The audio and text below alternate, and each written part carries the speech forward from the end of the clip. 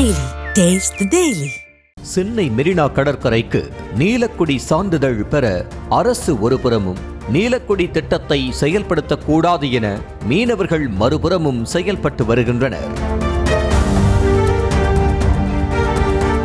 மெரினா கடற்கரை வடக்கே புனித ஜார்ஜ் கோட்டை முதல் தெற்கே பெசன்ட் நகர் வரை சுமார் 13 கிலோமீட்டர் நீளம் கொண்ட இந்தியாவிலேயே மிகப்பெரிய மற்றும் உலகிலேயே 2வது பெரிய கடற்கரையாக மெரினா விளங்குகிறது.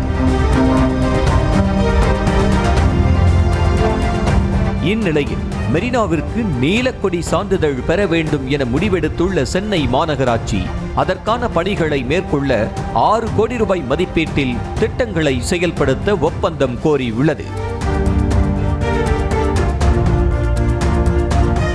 இந்த நீலக்கொடி சான்றிதழ் என்றால் என்ன என்று பார்த்தால், உலகளவில் அழகான மற்றும் சுத்தமான கடற்கரைகளை தேர்வு செய்து நீலக்கொடி தரச் சான்றிதழ் வழங்கப்பட்டு வருகிறது.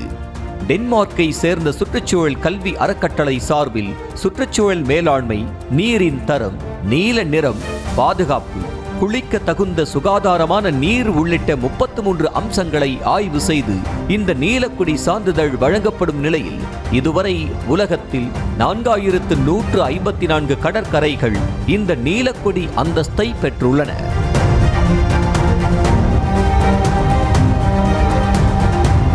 இந்தியாவில் ஒடிஷா, குஜராத், கேரளா ஆகிய மாநிலங்களில் உள்ள கடற்கரைகளும், தமிழ்நாட்டில் கோவளம் கடற்கரை, புதுச்சேரியில் உள்ள ஈடன் கடற்கரை உள்ளிட்ட 10 கடற்கரைக்கு இந்த நீலக்கொடி சான்றிதழ் கிடைத்திருக்கும் நிலையில் அந்த வரிசையில் மெரினாவையும் இணைக்க வேண்டும் என சென்னை மாநகராட்சி முடிவெடுத்துள்ளது.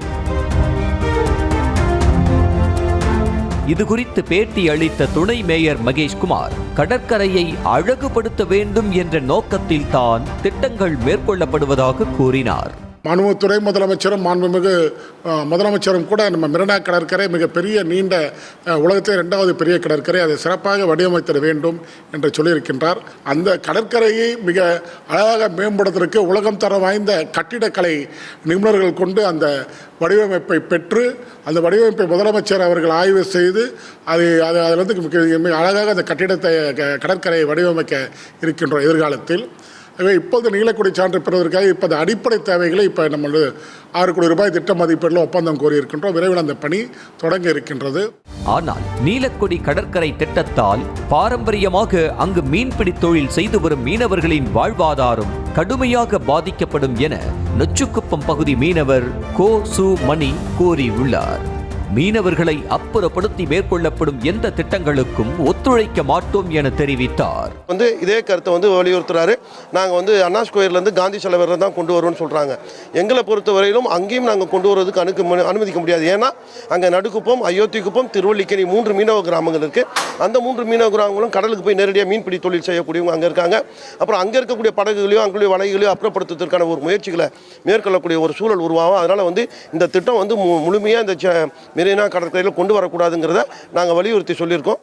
நீலக்கொடி சான்றிதழ் பெற்றால் மீனவர்கள் வாழ்வாதாரம் பாதிக்கப்படுவதாக மீனவ மக்கள் குற்றம் சாட்டியுள்ளது குறித்தான கேள்விக்கு பதிலளித்த துணை மேயர், கலங்கரை விளக்கம் முதல் அண்ணா சமாதி வரை உள்ள பகுதிகளில் மட்டும்தான் பணிகளை மேற்கொள்ள உள்ளதாகவும், மீனவர்கள் எந்த வகையிலும் பாதிக்காத விதமாகத்தான் இந்த திட்டம் செயல்படுத்தப்படும் எனவும் உறுதி அளித்தார்.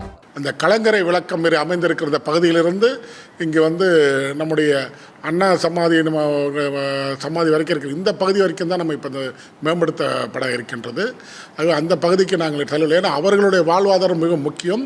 அந்த மீனவர்களுடைய வாழ்வாதாரத்திற்காக தான் இன்றைக்கு 10 கோடி ரூபாய் திட்ட மதிப்பீட்டில் மிகப்பெரிய நவீன மீன் மார்க்கெட் அங்கே அமைத்து தந்திருக்கின்ற மாநகராட்சியின் சார்பில் முதலமைச்சர் அவர்கள் திறந்து வைத்திருக்கின்றார்கள்.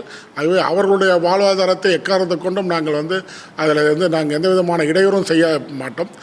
மீனவர்களுக்கு பாதகமில்லாமல் மெரினா கடற்கரைக்கு நீலக்கொடி சான்றிதழ் வாங்க சென்னை மாநகராட்சியால் முடியுமா, அல்லது அரசின் இந்த நடவடிக்கைக்கு மீனவர்கள் ஒத்துழைப்பு வழங்குவார்களா என்பதை பொறுத்திருந்து பார்க்கலாம்.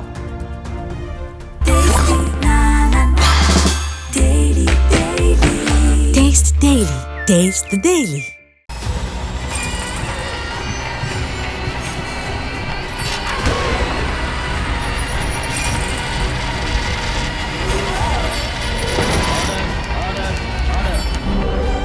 நிகழ்தகவு, குற்றங்களின் மறுபரிமாணம். நாள்தோறும் இரவு 10 மணிக்கு இணைந்திருங்கள் நமது நியூஸ் தமிழ் தொலைக்காட்சியோடு.